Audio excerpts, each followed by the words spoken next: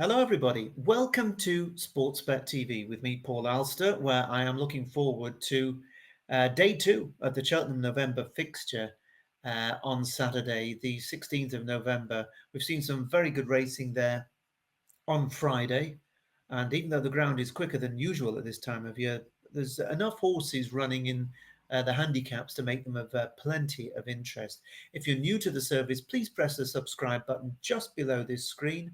Then you'll be able to get all my free recommendations. I'm always looking for horses at pretty decent each way prices, sometimes very big each way prices.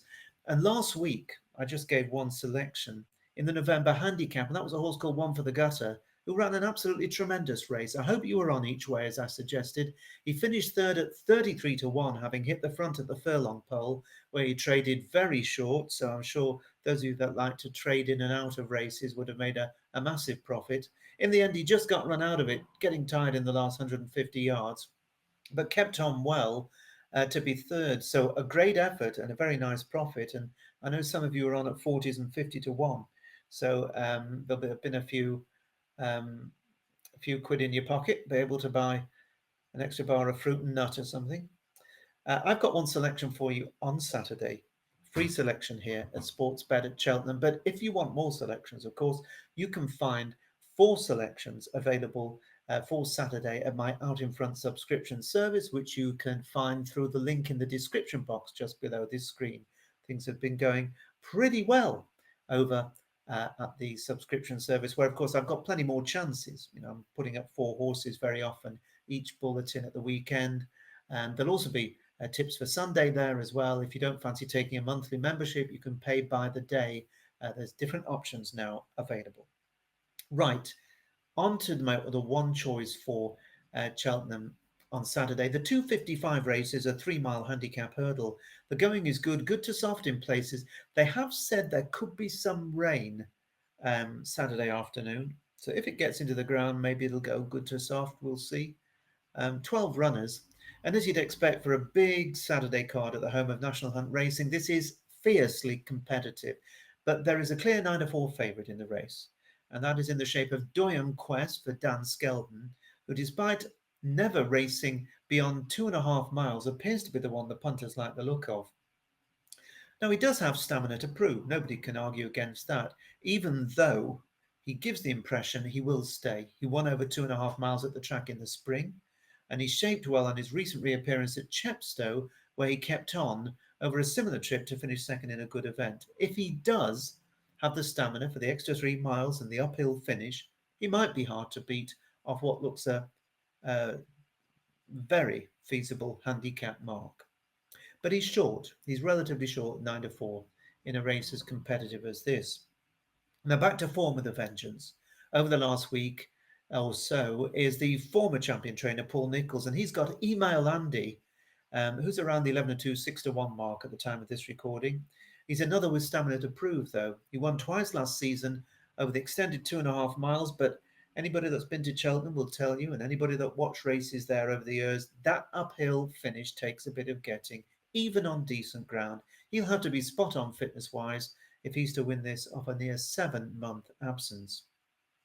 Now, we usually get hosts of Irish challengers at all the big handicaps at Cheltenham, but there's only two in the field this time. Gavin Cromwell's Noble Birth is the shorter priced of the pair, having run creditably last time over fences at this trip. He won't lack for fitness, but he didn't excel when he ran at this track at the festival in March, only 16th in the Pertemps final, so more is probably needed in my view. The other Irish challenger is Paul Gilligan's Z-Band, who will enjoy the unseasonably quick ground, and he ran well in more testing conditions 3 weeks ago when he was runner-up at Galway. Pinnacle Peak for Martin Keithley stays well and likes this ground. He also won first time out last season, so his absence of a year isn't a total deal breaker. Any market support would increase optimism about his chance, while Hardy Boy for Ben Pauling and It's So Fury for Jojo O'Neill, this was a decent winner over the trip at Wetherby a fortnight ago, but subsequently raised £9, which means he's got to improve again. There are others who will have their supporters. And now my selection. Well, the locally trained horse is Gowl Road, trained by Nigel Twiston Davis, the mount of his son, Sam Twiston Davis. He's going to give a very good account of himself, I think, despite having top weight of 12 stone. That's plenty of weight, but he often carries big weights in good handicaps.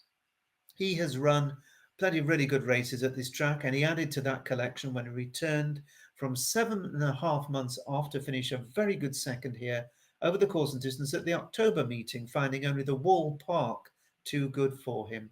He was a very decent sixth to Montmiral in the Pertemps final at the Cheltenham Festival in March, and while he hasn't yet won over this trip, he's run a series of good races that all suggest he stays it well enough.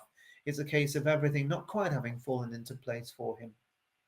It's my view that with that pipe opener under his belt and the ground conditions continuing to be on his side, although he does handle soft ground perfectly well, I believe that Gower Road is rock solid each way, and at 13-2, offered for 4 places with Bet365 William Hill at Coral at the time of this recording.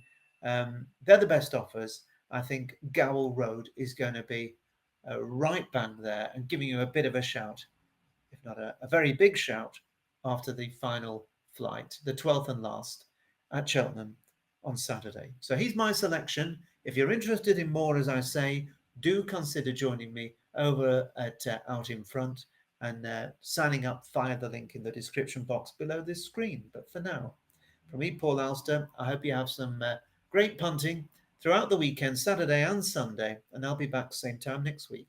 Bye-bye.